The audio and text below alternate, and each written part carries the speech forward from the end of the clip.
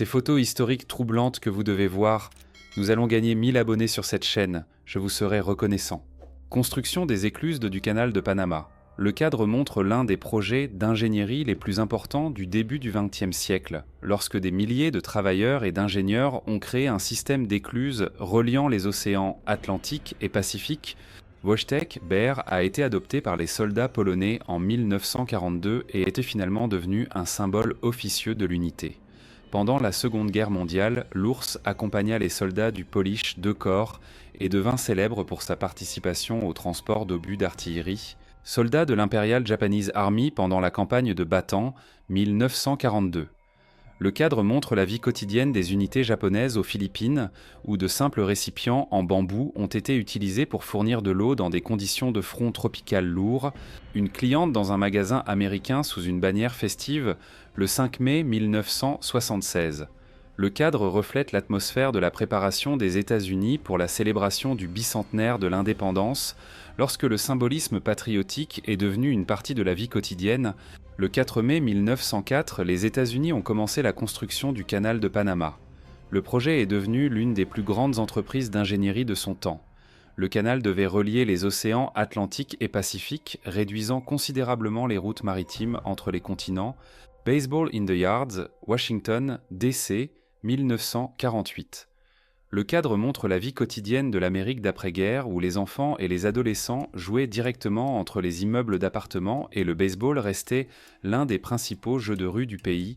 Les vétérans de la guerre civile considèrent l'armement moderne à la journée des anciens combattants, 1940. Le cadre souligne le contraste entre l'ère de la guerre civile et le matériel militaire du XXe siècle, auquel une nouvelle génération de soldats américains a été confrontée. Madison Avenue, 11 mai 1891. Le cadre a capturé la maison de Monsieur Blind, Tom Foley, sa femme et son fils dans le quartier de la 77e rue, montrant la vie quotidienne des familles new-yorkaises de la fin du XIXe siècle dans le contexte d'une ville en pleine croissance. Les habitants de Prague encerclent un char soviétique lors de l'entrée des troupes des pays du pacte de Varsovie de 1968. Le cadre fait référence aux événements du printemps de Prague, lorsque les tentatives de libéralisation dans le pays ont été réprimées par l'intervention militaire du bloc socialiste. Pavillon Trinidad et Tobago à l'Exposition universelle de Montréal. Le cadre reflète la participation des pays des Caraïbes à l'exposition internationale où ils ont représenté la culture, l'économie et l'identité nationale dans le contexte de l'optimisme mondial et des échanges culturels d'après-guerre. Albania, 1997. Le cadre est lié à une période de crise interne et de troubles armés dans le pays, lorsque l'instabilité sociale s'est accompagnée de l'effondrement des institutions de l'État et de l'augmentation de la violence dans la Russie. HSS, un C-ABA, survole le sous-marin soviétique Soviet B-59 au large de Cuba, 1962. Le cadre fait référence à la crise des Caraïbes, l'un des épisodes les plus intenses de la guerre froide, lorsque les forces soviétiques et américaines se sont retrouvées dans une confrontation militaire directe, troupes finlandaises sur la position de tranchées sur le front de Leningrad, année 1942. Le cadre fait référence au siège de Leningrad pendant la Seconde Guerre mondiale, l'un des blocus urbains les plus longs et les plus destructeurs de l'histoire, accompagné de batailles et de pertes lourdes. Paquebot sur la rivière Thames avec les Londoniens sur le chemin du travail, 1940. Le cadre reflète la vie quotidienne de Londres au début du Blitz, alors que la ville était déjà soumise à des raids aériens, mais que les transports et les travaux continuaient de fonctionner. Groupe de combattants samoans armés associés au chef pendant la Seconde Guerre civile samoane, 1899. Le cadre fait référence à la période de rivalité coloniale pour le Samoa, lorsque des factions locales et des puissances étrangères ont participé au conflit armé qui a conduit à la partition de l'archipel. Décoration de Noël au Canada, année 1930. Le cadre transmet la scène quotidienne de la préparation des décorations de vacances, lorsque les travaux ont souvent été effectués à la main et sans normes de sécurité modernes. Berlin, 1945. Le cadre est lié à la fin des combats pour la ville et à la chute du régime nazi lors de l'opération Berlin, l'une des étapes clés et les plus destructrices de la Seconde Guerre mondiale en Europe. Les événements de cette période ont marqué la fin de la guerre en Europe. Joseph Staline n'est pas passé contre les États, unis personnellement après la guerre, un conflit de systèmes et d'intérêts a commencé. L'URSS était basée sur le marxisme-léninisme, pas sur le modèle States' Rights, donc ce n'est pas du tout une alternative au sein d'un système. Central Park, 1903. Une promenade en bateau sur The Pond, à côté du pont en arc, montre les vacances populaires des New-Yorkais au début du XXe siècle, alors que le parc était déjà devenu une partie importante de la vie et des loisirs urbains. 1950. Le cadre est lié aux ensembles scientifiques populaires pour enfants de l'époque, où les principes de la physique atomique ont été démontrés à l'aide d'un compteur et d'échantillons radioactifs éducatifs. Plus tard, ces kits ont disparu du marché en raison de la révision des normes de sécurité. 1973. L'usine Arsenal est en train d'assembler des caméras télémétriques, reflétant le développement de la construction d'instruments et de l'optique de précision dans l'industrie. Ces lignes faisaient partie de la production de matériel photographique, où l'assemblage était effectué par étapes et avec une part de travail manuel. 1962. La ville s'est montrée après une forte tempête de neige, les rues sont jonchées de neige, la circulation est pratiquement paralysée et les services publics travaillent au déblaiement des routes. Ces tempêtes hivernales étaient caractéristiques du nord-est des États-Unis. Avril 1945. Les jeunes prisonniers de Hitler Youth sont capturés dans les derniers jours des combats pour la ville, alors que le Troisième Reich était déjà sur le point de s'effondrer. Beaucoup d'entre eux ont effectivement été mobilisés en tant que dernière réserve de défense. 1934. Le bombardier lourd soviétique Tupolev TB-3 atterrit à l'aérodrome, suscitant l'intérêt des habitants des zones de travail qui se sont rassemblés autour de l'avion. L'épisode reflète les premières missions de démonstration et de migration de l'aviation soviétique en Europe dans l'entre-deux-guerres. Avril 1945. Les soldats soviétiques font leurs adieux aux camarades tankistes décédés au cours des derniers jours des combats contre les troupes nazies, alors que le front approchait déjà rapidement de la fin de la guerre en Europe. Ces scènes reflètent les lourdes pertes des derniers jours du conflit. Novembre 1936. Le cadre montre du linge suspendu entre les immeubles des 138e et 139e rues, reflétant la vie quotidienne de la construction urbaine dense du quartier ouvrier pendant la Grande Dépression. Ces scènes étaient typiques de New York de cette période. Free French Forces, 1941. Le cadre montre des soldats ouest-africains qui ont servi dans les forces de la France libre après un affrontement avec les troupes italiennes dans le théâtre nord-africain de la Seconde Guerre mondiale. Décembre 1942. Les unités 2 sur 10 du bataillon de la 7e division de l'AIF avancent vers les positions japonaises de l'armée impériale japonaise dans la région de Buna, en Papouasie, Nouvelle-Guinée, au cours des combats acharnés de la campagne de Nouvelle-Guinée. The Diamond Arm, 1968. Le cadre du plateau montre le flux de travail de la production cinématographique soviétique, où les acteurs et l'équipe de tournage capturent des scènes de l'une des comédies les plus populaires de l'époque. Septembre 1944. Un policier aborigène dans les structures de l'administration australienne avec une mitraillette dans la zone de combat de la guerre du Pacifique, où des affrontements ont eu lieu entre les forces alliées et les unités japonaises. Curtis SB-2C Helldiver из Attack Squadron 34 во время аварии при посадке на палубе USS Kearsarge CV-33. Кадр показывает палубную авиацию ВМС США, а в послевоенный период, когда посадки на авианосцы оставались одной из самых сложных и аварийно опасных операций Carrier Aviation Operations. Charles Duke, lors de la troisième sortie dans l'espace sur la Lune, la mission Apollo 16. Il recueille des échantillons du rocher House Rock au bord du cratère North Ray en utilisant une manchette à carreaux pour travailler à la surface. Cadre fait référence au programme mai 1945. Les chars lourds soviétiques IS de tanks se tiennent près du symbole de Berlin vaincu après la chute de la ville et la capitulation de l'Allemagne nazie. La scène fait référence à la fin des combats pour la capitale, lorsque les combats de rue ont déjà été remplacés par des balayages. 1937. La fille d'un agriculteur est assise à l'intérieur d'une ferme délabrée, reflétant la vie quotidienne de l'Amérique rurale de la Grande Dépression, alors que de nombreuses familles étaient confrontées à la pauvreté, à des récoltes instables et à des conditions de vie difficiles dans les prairies. En 1849, il a documenté la vie des immigrants dans les quartiers pauvres de New York City, y compris les conditions dans les immeubles d'appartements. Hécatombe, son livre How the Other Half Lives est devenu un important moteur des réformes sociales vers 1905 à 1910. Les travailleurs montent une échelle de corde à une hauteur d'environ 320 pieds lors de la construction du pont ferroviaire Oregon. Le cadre reflète les conditions dangereuses de la construction d'ingénierie précoce à l'ère de l'expansion des chemins de fer aux États-Unis. 1945. Le cadre montre un accident lors de l'atterrissage d'un chasseur Grumman 6F sur le porte-avions USS Lexington, où l'avion a pris feu après une collision avec des obstacles de pont. La scène fait référence aux opérations de pont de combat du front du Pacifique de la Seconde Guerre mondiale. Le cadre montre le volant d'une voiture concept futuriste avec un intérieur radical en forme de coin et une ergonomie expérimentale caractéristique du design automobile du début des années 1970. Ces décisions reflétaient les tentatives de repenser la gestion et la disposition de l'habitacle à l'ère des concept cars. Germanie, 1912. Le cadre montre une première tentative de transport du courrier par avion, reflétant l'émergence du service postal aérien et les premières expériences avec l'utilisation de l'aviation civile, alors que les vols étaient encore instables et risqués, 1945. Les soldats du 9e bataillon de Borde sont dans la ville après sa capture par les forces lors de la campagne birmane de la Seconde Guerre mondiale.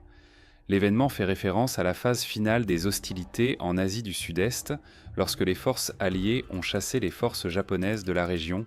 Women's Royal Naval Service, Aeon 6, Londres, période de la Première Guerre mondiale. Les femmes sont formées au tir dans le quartier de Crystal Palace, ce qui reflète l'augmentation de la participation des femmes au service militaire depuis 1917 dans un contexte de mobilisation totale et de pénurie de personnel, année 1890. Le cadre montre la rue de la ville avec la laverie chinoise Yuan Li Laundry et la forge Anderson Blacksmith, reflétant la vie économique multinationale des villes minières américaines de la fin du XIXe siècle, où différents métiers et le travail migrant existaient à proximité, début des années 1870. L'image montre Chilean Mill, une sorte de broyeur utilisé dans l'exploitation minière pour le traitement du minerai, où un arbre lourd roulait en cercle au lieu du broyage traditionnel avec des pierres. Berlin, 1961. Un policier de Berlin-Ouest supervise la construction du mur de Berlin, érigé par les forces frontalières est-allemandes, dans le contexte de la division brutale de la ville pendant la guerre froide, 1944 à 1945. Les soldats chargent le lance-roquettes Land Mattress, une adaptation au sol du système de tir de salve maritime utilisant des missiles de 3 pouces pour des tirs de zone puissants. Les armes ont été utilisées dans les opérations finales en Europe du Nord-Ouest pendant la Seconde Guerre mondiale. 1937. Le dirigeable part de Francfort avec passagers et équipage à bord dans le cadre de vols transatlantiques réguliers. Ces vols faisaient partie de l'ère courte mais brillante de l'aviation dirigeable pour passagers qui s'est terminée peu après la catastrophe de Lakehurst. 1967. Il a refusé d'être enrôlé dans l'armée américaine pendant la guerre du Vietnam, affirmant qu'il n'avait aucun conflit avec Viet Cong.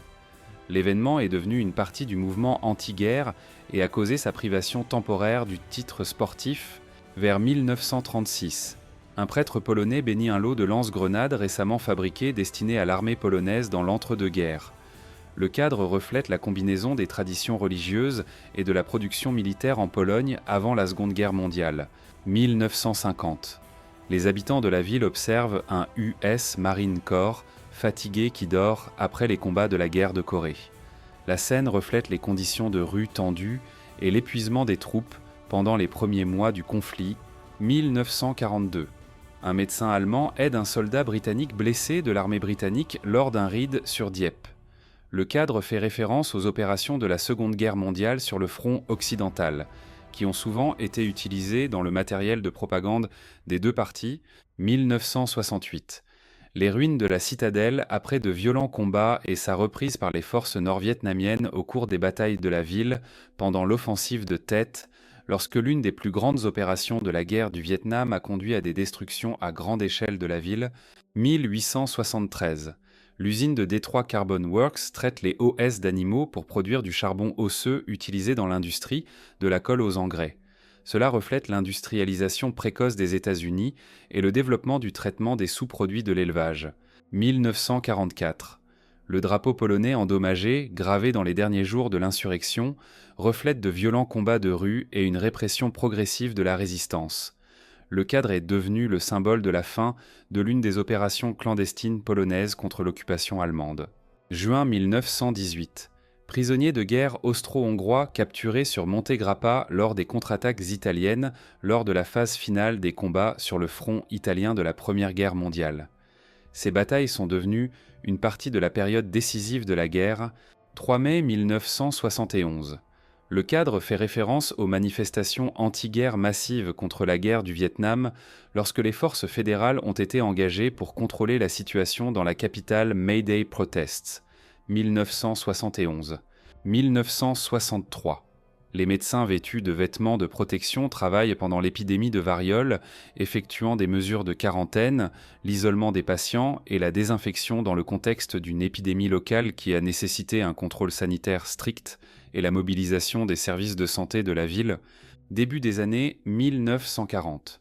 Sur la plateforme ferroviaire se trouve le canon anti-char 45 mm anti-tank et le système anti-aérien Maxim M4. Le cadre reflète le renforcement de la défense aérienne soviétique et de la défense anti-char pendant la période militaire de la Seconde Guerre mondiale, 1943. L'installation d'artillerie automotrice soviétique Su-85 surmonte la barrière d'eau lors de la bataille du Dniepr. Le cadre reflète le stade de l'offensive de l'armée rouge lors de l'une des plus grandes batailles du front de l'Est, juillet 1941. Le combattant inspecte le canon anti-char PaK 35/36 capturé pendant les premiers mois de la guerre. La scène remonte au début lorsque l'armement du trophée a été activement étudié et utilisé à l'avant.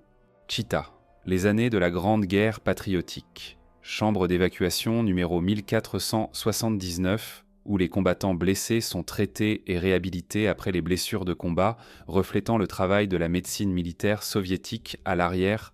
Troisième front biélorusse, Radionfront, période de la Grande Guerre patriotique. L'homme de l'armée rouge. Ivan Kuzmich Krivonosov est le chef mineur de la compagnie 2 du bataillon séparé 71 des chiens détecteurs de Minsk, avec le chien de service Volchok utilisé pour rechercher des mines et des explosifs dans les territoires libérés, période de la Grande Guerre patriotique. Les techniciens de l'armée rouge sur le terrain remplacent la boîte de vitesse du réservoir T-34, effectuant des réparations complexes directement à l'avant. De tels travaux étaient essentiels au maintien de la capacité de combat des véhicules blindés au cours, période de la Grande Guerre patriotique. Le combattant est armé d'une mitrailleuse Madsen utilisée dans les unités de guérilla pour les embuscades et les sabotages dans les territoires occupés. La scène fait référence à la lutte clandestine à l'arrière de l'ennemi au cours de B. Leningrad, novembre 1941. Le point de distribution de bois de chauffage pour les habitants de la ville assiégée près de la cathédrale de Kazan reflète les premiers mois du blocus lorsque la population a survécu à une pénurie de carburant, de nourriture et d'électricité, les années de la Grande Guerre patriotique. Il y a un paquet de colis à l'avant avec des produits pour les combattants, conserves, champagne, vin et chocolat dirigeables, qui ont été envoyés comme cadeaux de première ligne et un symbole de soutien à l'arrière pour les soldats en première ligne. German Army Western Front 1915. Les soldats du 27e régiment d'infanterie dans les premiers masques à gaz, reflétant les premières étapes de la guerre chimique et l'adaptation des armées à de nouvelles armes pendant la Première Guerre mondiale, le réservoir de Kirov et le barrage sont des installations hydrauliques destinées à réguler le débit d'eau et à assurer l'irrigation des terres agricoles de la région. L'objet reflète le développement d'une grande infrastructure de conservation de l'eau pendant la période soviétique, 1951. Les résidents transportent la maison le long de la côte de Kennebunkport, l'installant sur des pontons et utilisant les marées pour se déplacer. La scène reflète l'ingéniosité technique des communautés côtières du milieu du XXe siècle. Moscou, 1er mai 1976. Manifestation de mai sur la place rouge avec le slogan « Le communisme va gagner », reflétant les processions festives officielles, la mobilisation de masse des collectifs de travail et les symboles politiques de la période soviétique tardive vers 1873. Le Novgorod Monitor est en construction et appartient aux premiers cuirassés expérimentaux. L'image reflète une période d'innovation navale active du XIXe siècle, alors que les ingénieurs recherchèrent de nouvelles formes de coques et de protection blindées à l'époque de la transition vers la flotte à vapeur. Tupolev AN-T20 1935. Le survol de la manifestation de mai à Moscou reflète l'ampleur de l'aviation et de la propagande soviétique à l'époque où les avions géants étaient utilisés comme symbole de puissance industrielle, période de la Première Guerre mondiale. Un groupe de soldats se repose sur la route menant au front Piave, reflétant les conditions de combat sur le front italien, où les troupes se déplaçaient souvent entre les positions dans des conditions de terrain difficiles et sous la menace constante de bombardements. 1873. Le moniteur rond expérimental développé dans la marine selon les idées de l'amiral Popov, dans le but d'augmenter la protection avec un déplacement limité en raison de la forme inhabituelle de la coque et des armes puissantes. Le navire remonte à l'époque des premiers cuirassés, 1940. 3 avions d'entraînement Saulnier MS-315 montrent la voltige devant le public. Dans la deuxième scène, les spectateurs et les équipages regardent l'avion d'entraînement britannique. Le cadre fait référence à la période militaire d'avant-guerre / début de l'aviation en France.